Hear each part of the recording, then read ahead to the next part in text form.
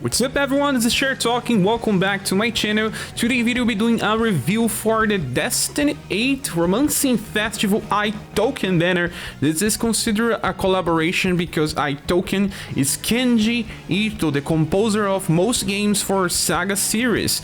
And he's inside the game, yeah? And he's actually a very good unit. And there is also Boston, Valdor, and Minstrel. This banner is actually very valuable for all types of players, and I'll start talking about Itoken. So Itoken is a very defensive buffer. He does shows it by having a focus on endurance and will, arrows and bonuses for it too. You do have higher will than endurance, it's better because it reduces the chance of being afflicted with status elements. His STR is pretty bad. Well, he hardly does any damage. His dexterity is on 82%. It helps when he needs to normal attack and hit the enemy to get overdrive. And his agility is terrible. 51% is just like launch of the game. Yeah, some characters had more than that on the launch. So Itoken does have a way to buff agility of the squad, and if you want to bring him for evasion strategy, he's gonna be the hardest one to start evading because of that agility value. He does not use intelligence, and his love and charisma are a little above average with 63% because he kinda needs it. For passives, the first one we have is Punishing Wave 1. On the end of a turn, he has a 25% chance to get 1 BP for every surviving ally. So we have characters that buff 1 BP per turn, so in 4 turns we get 4 BP. Itoken on average will give you 5 BP to the squad every 4 turns, so the value is kind of similar, but he's sharing his potential instead of just getting BP for himself. But since he's a buffer, maybe getting to just himself will be better. This Punishing Wave passive is also found in another very important character for the current meta, that is Mariah. As you can see it here, sometimes it triggers and helps, especially when you're using ND together to get some BP bonus when you are on long fights. The second passive is called Healing Energy. On the end of a turn, we have a 37% chance to heal all surviving allies for around 160. This passive was used before in the Christmas version of Princess White Rose. In JP, this was actually only 25% chance to trigger, so it was weaker, but now they have the same chances. But we don't actually use this much with Christmas White Rose, because this is more for fights where you have like many waves and you cannot kill the enemies fast. An example would be Wastelands. The Wastelands event is a very good place to use this type of passive. But the meta will change. In the future we'll get a formation called Gamble. This formation increases everyone's love and charisma, decreases damage by 10%, and also heals on the end of a turn with a guarantee. So what you have is a better heal because of the buff to love and charisma. Although the formation already heals everyone at the end of a turn, you may still want even more than that if the damage is too high. On very hard challenges, this will be a very viable strategy. Itoken can also buff love to heal better. In the last passive, our all defense 6 was changed in global. It was only fired up 6, but we don't need that. Itoken is a defensive buffer, it barely does damage anyway. This is a very welcome change. Our wall defense 6 decreases damage by 40%, and it's something that you can find on someone like Mariah. Mariah is a very defensive character and she barely takes damage because of this, so now we have a character that can sometimes combo well with Mariah and they will be very sturdy. Let's get inside the game to check the skills. The first one is First Rhythm. This one is a 5 BP skill that buffs 4 different status to the whole squad. This is actually extremely useful, and it's very similar to Metroid with only one difference. It is fast, so it goes before anyone else. But the status we buff here are also different. STR, Dexterity, Intelligence, and Love. Yeah, a mix of 3 offensive status and 1 defensive one. The value on max level is the same as Metroid, 30%, but there's a catch. In JP, you need to level First Rhythm to 99 to reach 30%. It starts with 20, so if that's the same case in global, you're gonna have a hard time leveling this up, and you need Seeker's Path to make this faster. So this is different than Metroid for some situations. It can be better, like let's say that you want to increase the damage of Forneus, the monster version you wanna counter. By having fast, it means that you will be able to buff or use before he counters. Sometimes Matriarch is not fast enough to buff counter units. Love helps makes this a very sustainable strategy as well. Because you buff Love, you get better heals while also adding more power to your characters. But this can only help you with characters based on STR, Dexterity, Intelligence. Martial arts units will not benefit from First Rhythm as they can benefit from Paean of Victory, because Paean of Victory buff STR and Agility. Those two things increase the damage better for martial arts units. Also, another thing, this does not buff endurance, it's just offensive. So you want to do more damage while also healing. You may have a different source of sustain with Golden Ball or something else. It just allows for different combos. It's hard to replace Matriarch or even ND in this game, but he opens up a different strategy, especially because of the love part and by being fast. Then we have the second skill, Hero's War Song. This one here has 3 different effects. It's supportive as well, so can only be used on manual. You will get a heal of around 160 as well. You buff your love again, yeah, all of his skills buff love of 30% to max level, and also cleanses everyone. But there's a catch, you have delay, so it's only on the end of a turn. It can be either good or bad. Let's say that you start a fight that you know that you get afflicted with status elements like Paralyze or Petrify. There's a fight in War Tower against Abyssal Naga, where Abyssal Naga usually starts by petrifying someone. You can use this in cleanse on the end of the turn because you know that you're gonna get that. So it works. But if you get confused in like turn 3 or something and you want to cleanse on the next turn, because of the delay, you're probably gonna get killed by your own party members. So it's a good idea to have overdrive save it with your Itoken so that you can trigger overdrive so that this goes before your characters do something like, yeah, killing each other. Now for the love buff in the HP heal part, this is nice because if you are using the Future Formation Gamble, like I just said, you just have the Formation heal, you have the Hero's War Song heal, and maybe you will trigger his passive for 3 heals. This is nice, and if you don't need to buff status with the first skill, you can just bring him for this as well to keep healing. Then the last skill is the Sinistral's Melody. This one here is offensive, it deals damage, and also buffs agility and love. Costing only 8 VP, it means that you can use this on turn 1 and then again on turn 3. Allowing you to use him in evasion strategies with people like Matriarch, Noel's Daughter, Shindu, Snowy. He can be your 4th or 5th buffer. It works, but the problem is that Itoken itself has low agility. You need to bring your best agility equipment and accessories to make him better on this, since everyone else will start evading before him.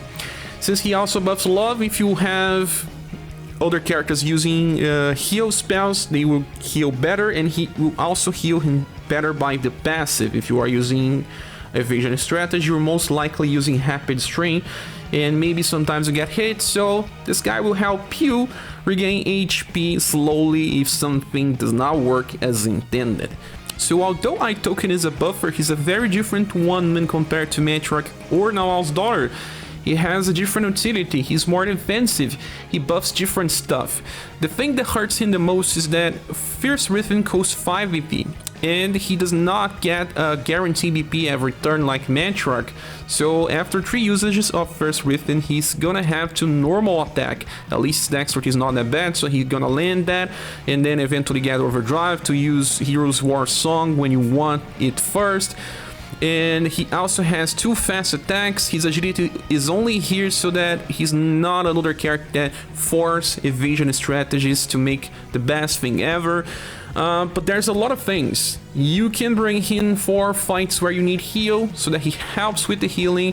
You can also use him for offensive strategies that are fast so that you can increase status even further. Let's say that you don't have Nawaz, you can combo him with Matriarch 2 easily, or if you don't have Matriarch, now he's your best choice as well. He's not a character that I recommend skipping, even if you already have Matriarch in Allah's Daughter, and with all this utility, this guy receives a triple S grade in our tier list and makes this banner a must pull in my opinion. The next character is Minstrel. His first style is a new DX, the second one is a Lunar New Year, the third one is the one that we can summon now, Taking Request. He's a club user that deals blunt and stun damage in all of his styles. This version of him is a hybrid and he kinda sacrificed some status to make up for the intelligence that he gets. 101% is much higher than his past versions. He still gets the highest STR too, but he loses on endurance and will to some of his past styles. His dexterity is good enough, agility 87% is not bad, and his love and charisma are a little below the average and he kinda needed the status too. Well, we get to see that he has 1 arrow for agility, double arrows for intelligence. For this version of him, this is the best things that he can get, but if you want more STR or other status, you need to have his past styles. So the first passive is Heartening Wave 1. When landing a weak attack, he has 25% chance to recover all surviving allies' HP by around 150 and also everyone's BP by 1. Well, what is a weak attack? It's when you hit an enemy that has minus 35 resistance for 1 damage type. His ones are blunt and stun, so only against enemies weak to those two things and with a 25% chance. They made this kinda to balance since there's 2 effects here. But 25% chance is not reliable. It's nice when it triggers, but very situational. The second one, Breath of Invigoration 1. When landing an attack, this time any type of attack, he recovers HP by around 150 and 1 BP, but only to himself. But at least that means that he gets 4 BP by turn when attacking. Then the last passive is Fired Up 6, increasing his damage by 30% at all times. Now back in the game, we can check Minstrel's skills. The first one is Numbing Sound. This skill is amazing because it carries a lot of effects. First of all, for only 4 BP you get blunt and stun damage, indirect so that you don't get countered, and when the attack hits you get a low chance to inflict stun, but also a chance to debuff will by 15%. So many effects with only 4 BP, and he gets Breath of Invigoration. That means that he gets 4 BP by a turn, able to use the skill all the time. The good thing about the skill is that sometimes when you need to stun a target, you also need to debuff will, so you have both effects on the same character. It's not the best stun inflictor. We have Bubble Pop, a spell that has 3 BP and you can use it many times with Surfing or with Yundin. Eventually they will have much higher chances to inflict stun because they also self-buff their intelligence, but if you bring a buffer alongside Minstrel, it should be enough because you are buffing his intelligence, and then he has higher and higher chances to keep the stun going. Sometimes you may find enemies with resistance, and this is a way to break through the resistance. So that's why I believe that this carries a lot of value. Then the second skill is called Fantasy Lullaby. This one is also very interesting. It has damage. With 8 BP you get C power. It may not be so high, but it's good. And then it's also indirect, blunt damage, and when the attack lands, you have a medium chance to inflict sleep. There's not many sleep attacks in this game, and in Wasteland sometimes enemies are only able to be inflicted with sleep and poison, so you can try to inflict sleep and then slowly kill them by poison, and medium chance is better than low chance. And when the attack hits as well, it reduces the enemy's will. The good thing is that, you know, if you cannot make every enemy sleep, maybe when you try again you will be able to, but then it's only on turn 3, you have to understand that. So damage and double debuffs. And then the last attack is Gong Ringer Plus. Gong Ringer Plus, it's an old attack by now, but not a bad one. With triple S and 60 mod, you have an attack that can be used on turn 1 and on turn 3.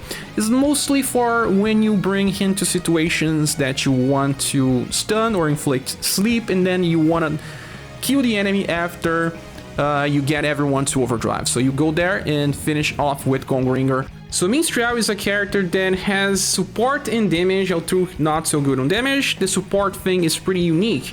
Being able to debuff will all the time with his attack Numbing Sound may help inflict even other types of status elements. He's a very good companion to the latest version off Ruby, because she can just debuff Will by passive too, and then they can just keep debuffing Will and try to inflict something else besides stun.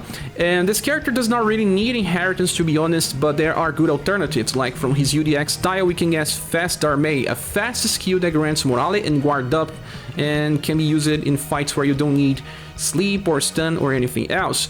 He can also heal by inheritance of New Year Melody that cleanses as well. It's actually very good. I don't think he actually needs one Crusher Plus because it's 6 BP, although he gets 4 a turn. This one has a high cost. There are skills with 4 BP right now in the game that can debuff STR too. And Fucking Eggplant is an 8 BP attack that can also buff morale up. The good thing is just that this one has Blunt and Sun, whereas Fantasy Lullaby is only Blunt. If you want to trigger the first passive, this can help depending if you have many enemies. But Minstrel is a character that will help more people that skip it with the buffers or stun specialists, but I believe that he can help in the future when you need to inflict sleep and you don't have many options. This thing here is interesting and makes me think about pulling for him too. Minstrel is not your everyday character. He's niche, used for very specific situations, but when he shines, he really shines. So I do believe that he's also very valuable for the future when you get club simulations where you have to use club users alongside Itoken as well, and that's why I do believe that he deserves a double S grade, although he will be in a mid to low tier in our tier list. Just so you know, there's also a future version of Minstrel, and this one is very different. It's actually a very sustainable character without much intelligence, but he lacks a nuke for a single target, and that's why you kinda want to bring Gong Ringer or something else.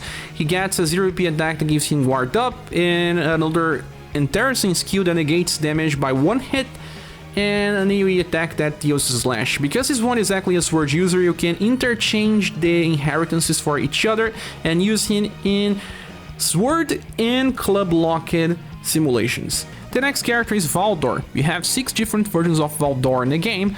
The first one was from Story, the second one is a Valentine's exclusive, but many people have it by reruns. This one here is Welfare, you can get from events. The fourth one is Platinum.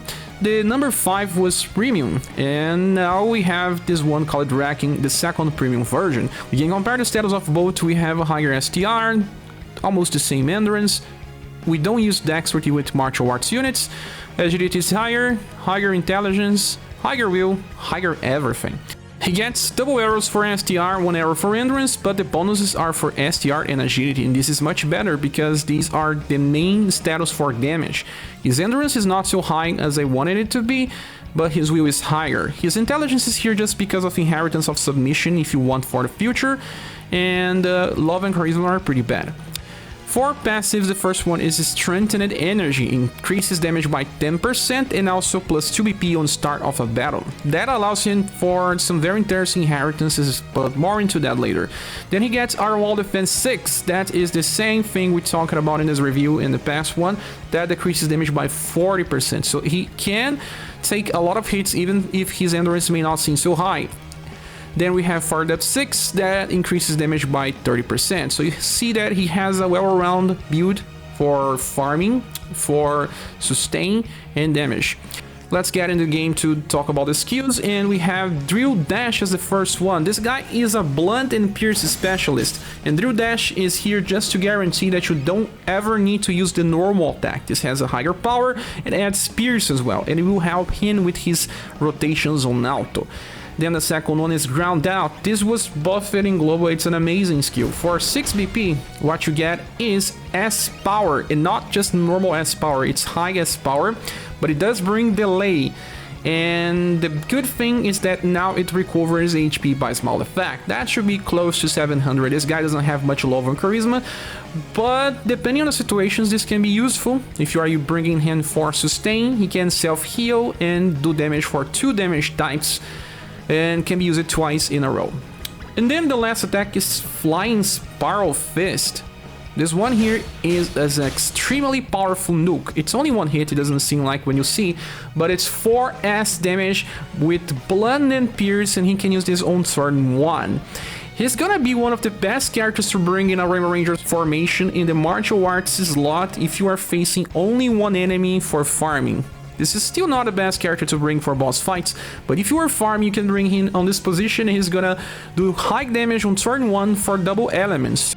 So Valdor has a lot going on here, offensive, defensive, and good skills. In my opinion, he's the direct upgrade over Liza, that gets 50% increase in damage when attacking weak targets, but if she's not, it's only 30%. And he gets double elements.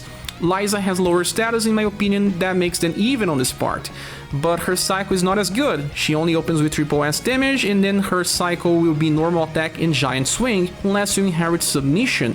This is something that is much better on Valdor. He can just open with ground doubt if he wants, and then use this 3 times in a row in things like raids if you want him to survive better, or just open with flying spiral fist, and then use drill dash, and then ground out.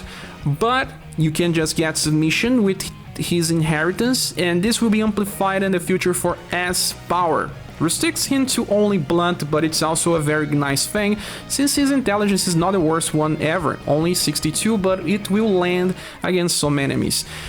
And if you have his past limited style, there are many inheritances that are interesting.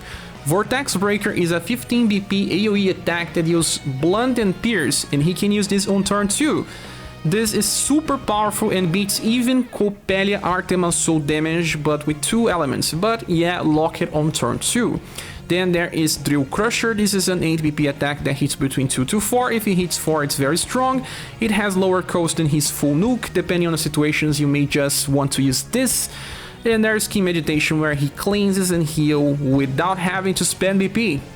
And you will not need to use a healer on hand. Another interesting inheritance comes from his A Valentine style. You can amplify Tiger Break to become Tiger Break Plus, so you get added sun damage with triple S. There is also his Platinum style with a Lyco Flow, but this one is not so strong and you cannot use 2 times in a row. But there is Niagara Buster that deals critical against Aquatic and Fish, but it will not do more than his 4S attack. Last, we have his Welfare style with Cross Drill Driver. This attack will be amplifiable in the future to become Cross Drill Driver Plus, and it doesn't do damage itself, but it puts himself into an evasion counter stance, and every time he counters with SS power, 55 modifier, and debuffs the enemy endurance. Can be very useful, and if you don't get Boston, the next character, he can help you in the future. And talking about all of this, he deserves a very high double S grade in our tier list. And the last character is Boston. There are 4 different versions of Boston in the game. The first one is from Final Island. He is free and actually not a bad character at all. The second one was released alongside the monster version of Fornews. The third one on Lunar New Year, and now we have this one called Time to Set Sail. We can compare to the past styles. This one has the highest STR, the highest endurance, we don't use dexterity, this one has the highest agility, the highest intelligence, just loses on will to at least the second and third style. And there is a very bad love and charisma. So he has double arrows for STR, 1 arrow for will, and the bonuses goes for STR and agility, the best status to increase the damage and allow him to evade. His endurance is one of his selling points. It's too high with 100% and will help him survive physical hits and he needs. His intelligence with 80% allows him to debuff better. For passes we have Reinvigorate 1 and when he attacks he gets a buff to his endurance by 15% and also recovers BP.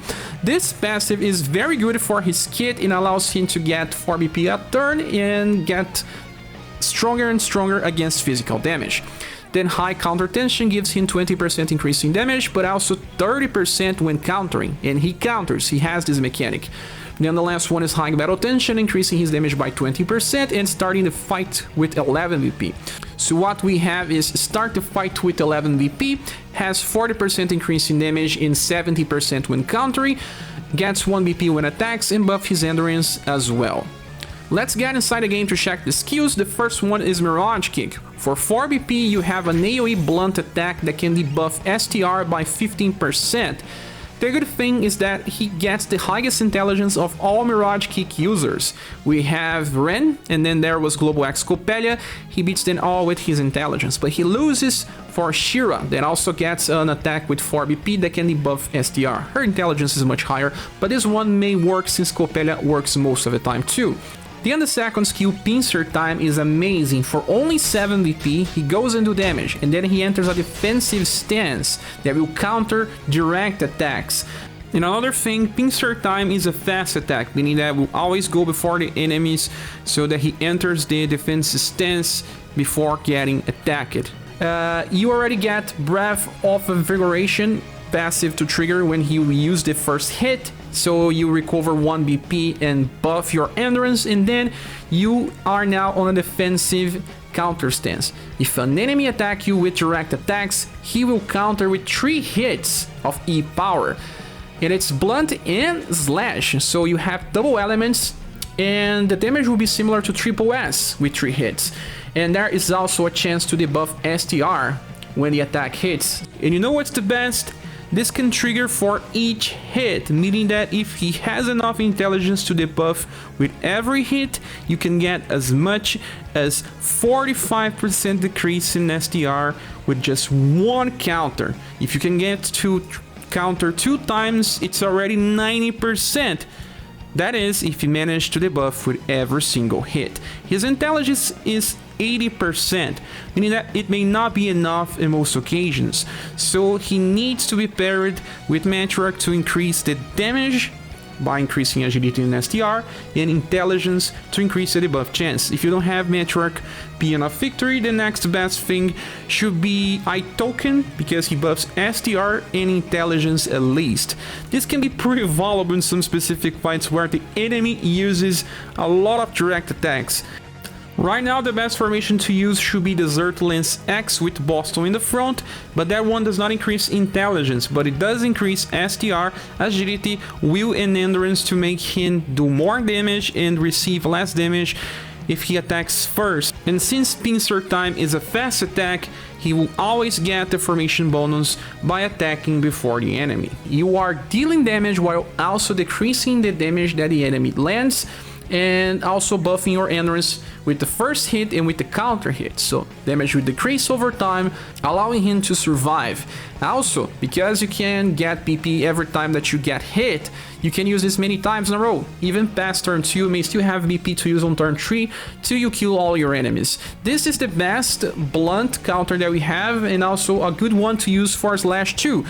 Can be used against someone like Ludwig just fine. I think that he is another character that can clear Ludwig without having to go totally defensive, instead using counter strategies. And the last attack is Tiger Break Plus. This is the same one that we can amplify for Boston, and it's a triple S attack with Blunt and Sun. It will help more about the Sun than anything else. You can also get another triple S attack for turn 1 with Inheritance, so if you want Sun, use this one. It also buffs STR. It doesn't increase his damage as much as other characters since he needs 2 status to increase the damage on same levels, but it's something that he can use on turn 1 when farming. I don't think that Boston needs Inheritance, but you can go for his Lunar New Year style and start with Ultra Earth Shaken and then just keep using Mirage Kick for a perfect AoE cycle. Since he gets BP back, he will always be able to use Mirage Kick. If you want, because of his higher intelligence, you will also be able to land better endurance debuffs with Sky Reverse. If you have his version from Fornius Banner, you can also even stun targets with medium chance. 80% intelligence is not that bad since it's medium. Or also use Shenlong Far Fist on turn 2 for 4S damage. But I guess that Valdor has a better attack than Shenlong Far Fist. But if you only have his Welfare style, Punish You Palm Amplified will help you start with AoE. And there's also Pincer, a single target attack that he can use instead of Mirage Kick if you really want. Boston is a character that can be used on farming, you can use it on raids, you can also be used in bossing for counter, and he is a different counter. He does slash, but he does not replace Rapina because Rapina is AoE. This guy will be better if you only have 1 target, the damage is better, and he has a better sustain, but he does take damage, so it takes time to get him to reduce the damage as much as to safely keep attacking. He does not self-heal, so you may still need a healer from time to time. Boston is also another one that gets a high double S gradient or tier list, and a very valuable resource for those lacking in STR debuff or counter specialists. Now back to the banner image. Is this banner worth summoning for? Totally. It will receive a gold award. This banner is much better than the summer banner that only has 3 featured styles, so you have 40% chance of getting an off banner. Here you only have 20%. I even said on the start, on the end of the review of the summer banner, that summoning for Itoken is much better for even veterans or new players. Also, besides Itoken, a very good specialist that is a buffer, one of the rarest type in the game. There is also Boston with damage and counter, and a very specific counter, and Valdor with multiple damage types and sustain. And for last, we have Minstrel, that may seem the less interesting character, but when you want what he offers, he's gonna shine. In order of importance, we have Itoken as the first one. Then I believe Boston, because counter specialists are only a few. And then Valdor and Minstrel, but that's my opinion. What is yours? Please say here in the comments. Thanks so much for watching this video. Please subscribe if you still haven't, and if you want to support the channel, there are links on the description of the video. I hope to see you soon in the next one. Bye.